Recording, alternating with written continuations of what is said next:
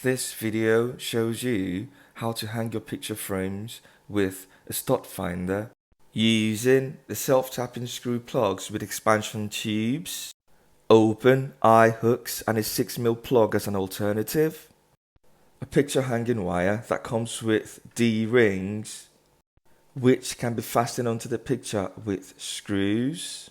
First, we're going to use the Franklin's sensor to scan for wall studs behind the wall. Wall stud thickness is about 1.5 inches, whilst timber stud walls are just over 5 inches. Studs are usually placed 16 inches to 24 inches center to center.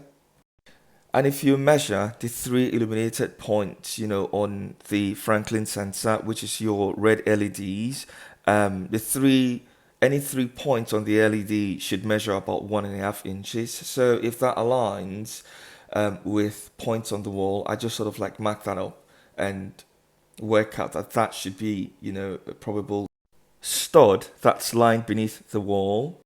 So I used the masking tape to mark out, the position of the stud placements beneath the wall. So one's at the outer edge to the left, one's at the center, and one's at the outer edge to the right. And basically, prior to drilling, you want to take cognizance of the electrical safety zones. So the British Standard 7671 states that where the wall meets the ceiling, there is a 150mm zone where cables should be run, okay? So technically you're prohibited from drilling 150mm from where the wall meets the ceiling. And also you should not be drilling through between 150mm from where one wall corner meets another wall corner. And although this is a door frame or a door lining, and the British Standard stipulates, the wall corner, as an extra precaution, I will not be drilling, through from the door frame, but it's pretty much up to you. You can if you want to, okay? And lastly, do not drill horizontally or vertically along the runs or line of travel of any sockets or switches, okay? So basically, horizontally or vertically from any switch or socket. Horizontally from both sides of the socket or switch until it reaches a corner or an obstacle such as a door. And the vertical safety zone runs the width of the socket or switch both up to the ceiling and down to the floor. So now that we're self-aware or we have taken cognizance of the electrical safety zones, we're going to utilize the drill bit in our DeWalt drill toolkit. And so for a 6mm plug, I'd be using the 4.5 and the 5.5 drill bits. So essentially using the 4.5 to pilot the hole and the 5.5 to open up the hole, so that when I push in the 6mm plug into the hole, flush with the wall, it provides, an anchored, solid, rigid hole plug installation. I tend to use the Fisher Dual Power, the very, very good plugs, as opposed to the conventional one that came with the eye hooks. The quality of the 30mm white, plugs are not as good as the Fisher ones.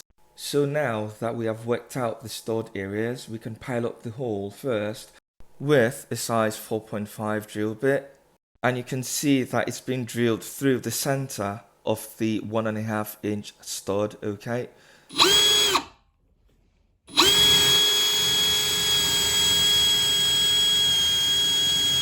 And as you can see, I have stopped, where I've got the masking tape on the drill bit.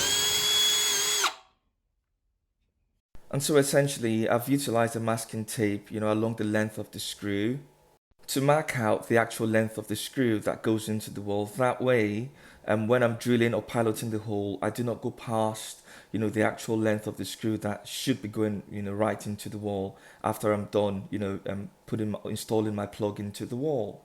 You can use an envelope taped to the wall or a dustpan to collect the debris or shaft. The next step would be to open up the 4.5 sized hole to a 5.5 hole, which is closer to the 6mm plug mark.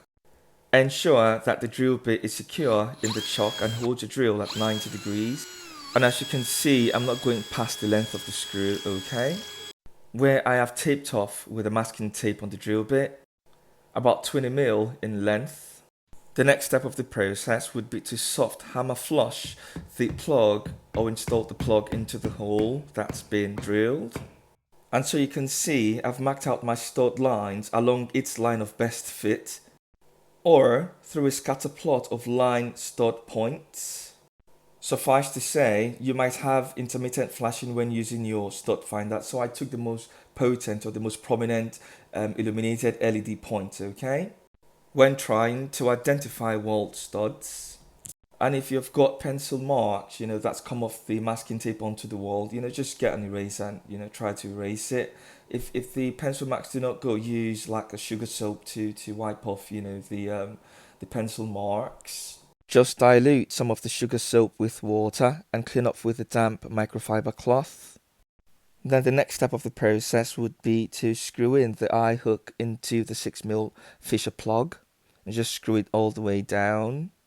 The next step would be to get the hanging wire into the D-rings at the back of the picture, but whilst tying it up, provide some slack to prevent, dust and mold from picking up at the back of your picture.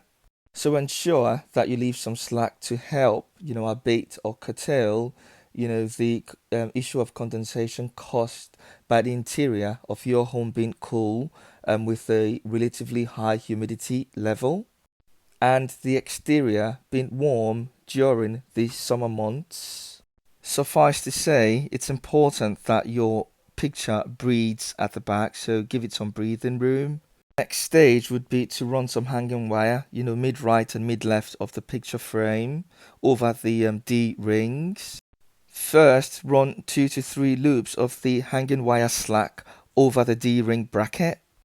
Then twist the left over of the loop in a circular rhythmic movement over the slack of the hanging wire. So here I'm repeating the process with a standalone D ring and getting the hanging wire loops in there, then subsequently twist over.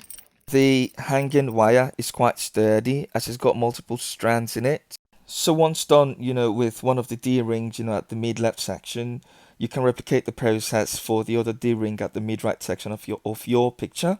And like I said previously, just twist it in multiple turns over the slack wire. And twist the leftovers, to give it a firm grip before you shred or you cut it through with a pair of scissors or pliers, okay? Be careful as the tip of the wire could prick your finger, so, just, be careful as you tie the strands together. And like I said previously, remember to always leave the slack and, replicate the process on your actual picture frame. And once done, the next stage would be to hang on your picture. When hanging picture frames, always make sure that the hanging wire can withstand, the weight or the force of your picture or the object that you're trying to hang on it. And that's about it really. If you found the information useful, don't forget to subscribe, like and share. Helps the channel grow, and hopefully catch up later. Goodbye.